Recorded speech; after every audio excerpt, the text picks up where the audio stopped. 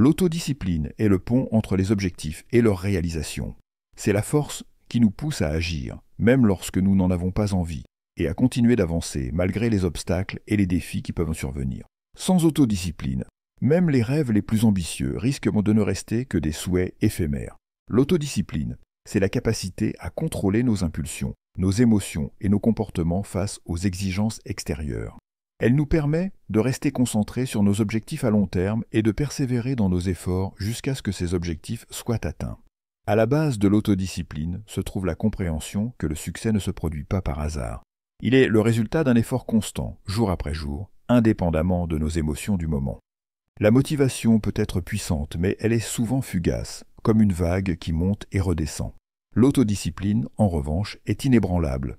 C'est la décision d'agir en accord avec nos valeurs et nos objectifs, même lorsque les récompenses immédiates ne sont pas évidentes.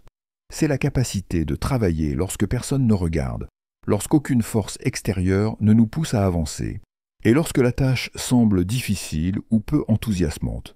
L'autodiscipline exige également un sens clair du but.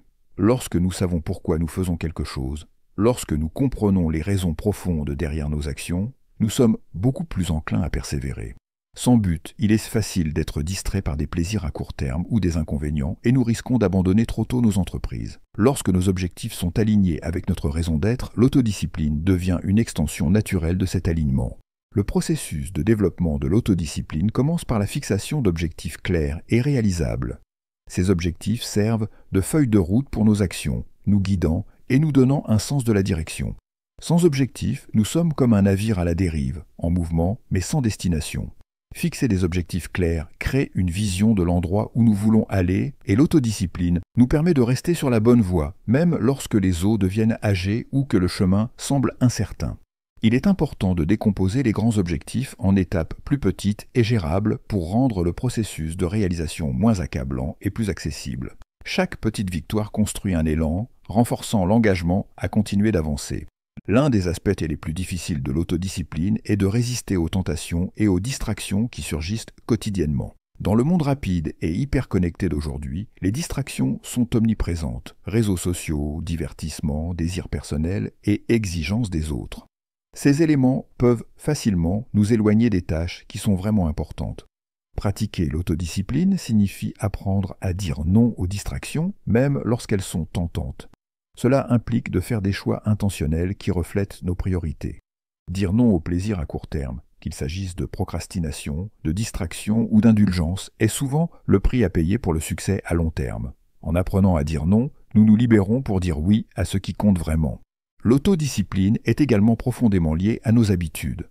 Nos habitudes quotidiennes sont la base sur laquelle repose notre succès. Plus nous sommes disciplinés dans nos routines quotidiennes, plus nous avons de chances de réussir à long terme. Qu'il s'agisse de se lever tôt, de faire de l'exercice régulièrement, de maintenir une alimentation saine ou de consacrer du temps au travail, l'autodiscipline est le muscle qui renforce ces habitudes avec le temps. Plus nous répétons un comportement, plus il s'intègre à notre routine et moins il demande d'efforts pour le suivre. La maîtrise de toute compétence ou quête repose sur une base d'habitudes disciplinées que nous cultivons au fil du temps. Le contrôle émotionnel est également une composante essentielle de l'autodiscipline. Nos émotions peuvent souvent influencer nos actions, nous poussant à prendre des décisions impulsives ou à emprunter des raccourcis qui peuvent sembler agréables sur le moment, mais qui compromettent notre succès à long terme. L'autodiscipline nous permet de prendre du recul et de prendre des décisions rationnelles et réfléchies, plutôt que de réagir de manière émotionnelle. Elle nous aide à nous détacher des sentiments fugaces de frustration, d'impatience ou de tentation, et à nous concentrer sur ce qui est vraiment important. Avec le contrôle émotionnel, nous évitons d'être influencés par les sautes d'humeur ou la gratification immédiate, ce qui nous permet de maintenir un cap constant vers nos objectifs. Un autre élément important de l'autodiscipline est la capacité à faire face aux revers. Le chemin vers le succès est rarement linéaire, et il y aura inévitablement des moments où les choses ne se passeront pas comme prévu. C'est dans ces moments que l'autodiscipline devient cruciale. Plutôt que de céder à l'échec, à la déception ou à la frustration, l'autodiscipline nous pousse à continuer, à apprendre de nos erreurs et à ajuster nos stratégies. Un esprit discipliné ne voit pas les revers comme une raison d'abandonner, mais comme une opportunité de devenir plus fort et plus résilient. Il s'agit de cultiver la persistance et la ténacité pour continuer à avancer. peu importe le nombre de fois où nous trébuchons ou tombons. L'autodiscipline implique également de prendre la responsabilité de nos actions et de nos résultats. C'est la capacité de nous regarder honnêtement dans le miroir et d'évaluer notre progression, en sachant que le résultat est entre nos mains. Cette responsabilisation est un puissant moteur, car lorsque nous réalisons que nous contrôlons notre destin, nous sommes plus enclins à agir et à rester engagés envers nos objectifs. En fin de compte, l'autodiscipline est l'alignement de nos actions avec nos valeurs et nos objectifs. C'est la décision consciente de prendre des mesures cohérentes et réfléchies chaque jour, quel que soit notre état d'esprit du moment. C'est l'engagement à se présenter, à faire le travail et à rester sur la voie, même lorsque cela est difficile. L'autodiscipline n'est pas un effort ponctuel, mais un mode de vie qui se renforce au fil du temps, nous rendant plus forts, plus concentrés et plus capables d'atteindre tout ce que nous nous fixons comme objectif. Bien que nous ne puissions pas toujours contrôler l'environnement dans lequel nous sommes nés, nous pouvons prendre en main les environnements que nous choisissons de fréquenter en grandissant. Aller dans des lieux qui offrent plus d'opportunités ou rejoindre des communautés qui nourrissent nos aspirations peut faire toute la différence dans notre parcours. L'influence de l'environnement se manifeste également dans les habitudes et les comportements renforcés par les lieux que nous fréquentons. Notre environnement a une façon de façonner les routines et comportements qui deviennent une seconde nature. Par exemple, si nous sommes entourés de personnes qui valorisent la santé et le fitness, nous sommes plus susceptibles d'adopter ces habitudes. Si nous évoluons dans un environnement qui promeut une culture d'apprentissage et d'amélioration personnelle, nous serons davantage enclins à nous engager dans ces activités et à adopter un état d'esprit de croissance continue. En ce sens, notre environnement agit comme un miroir qui reflète nos comportements, et avec le temps, il devient une force puissante qui façonne qui nous sommes. L'influence de l'environnement n'est pas seulement externe, mais aussi interne. Notre environnement peut profondément affecter la façon dont nous nous percevons.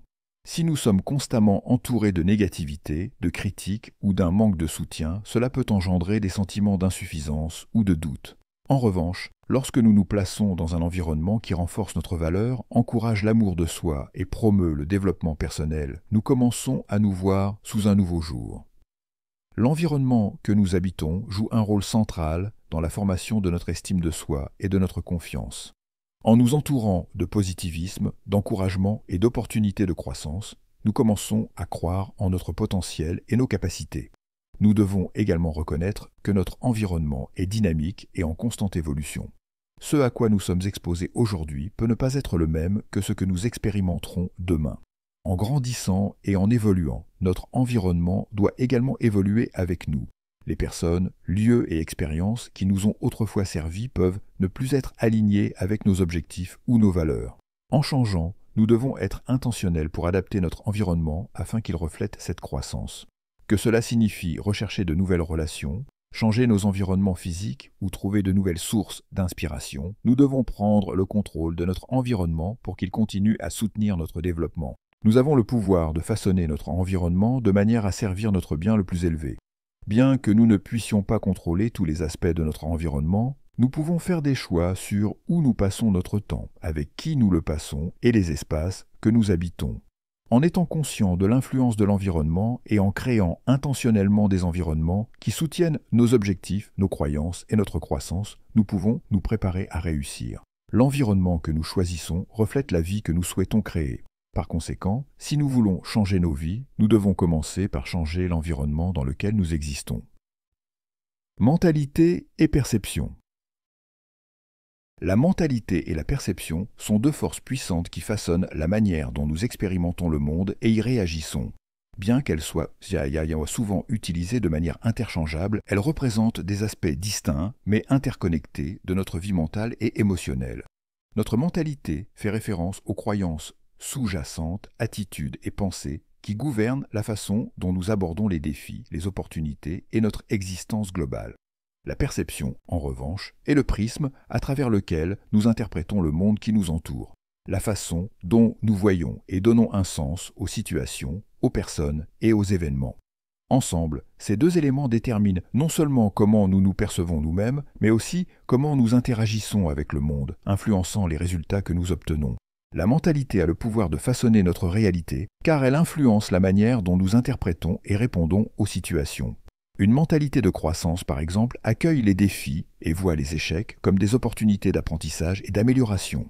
Ceux qui adoptent cette mentalité ont tendance à être plus résilients face aux revers, car ils considèrent les obstacles comme temporaires et surmontables. En revanche, une mentalité fixe limite la croissance, menant souvent à l'évitement des défis et à la peur de l'échec. La perception joue également un rôle crucial dans la façon dont nous abordons les événements et les situations. Elle est influencée par nos expériences passées, nos croyances et les filtres mentaux à travers lesquels nous voyons le monde. Par exemple, deux personnes peuvent vivre le même événement, mais en avoir des perceptions très différentes. L'une peut voir une tâche difficile comme une opportunité de croissance, tandis que l'autre peut la percevoir comme une menace insurmontable. Cette différence de perception conduit à des résultats radicalement différents. La relation entre mentalité et perception est symbiotique. Notre mentalité affecte la façon dont nous percevons le monde, et notre perception façonne notre mentalité. Par exemple, si nous avons une mentalité qui considère les revers comme des expériences d'apprentissage, nous sommes plus susceptibles de percevoir les défis comme des opportunités plutôt que comme des menaces. Cette perception positive alimente une mentalité de croissance, créant un cycle d'optimisme et de résilience. Changer notre mentalité demande un effort conscient et de la conscience de soi. Cela commence par reconnaître le pouvoir de nos pensées et croyances. Si nous constatons que nous pensons constamment de manière négative ou que nous nous limitons, nous devons remettre en question ces pensées et les remplacer par des croyances plus valorisantes. Avec le temps, ce changement devient plus naturel et nos perceptions évoluent pour refléter un état d'esprit plus positif. En conclusion, l'environnement, la mentalité et la perception sont trois piliers fondamentaux de notre réussite et de notre épanouissement. En prenant le contrôle de ces éléments, nous pouvons créer une vie alignée avec nos aspirations les plus élevées.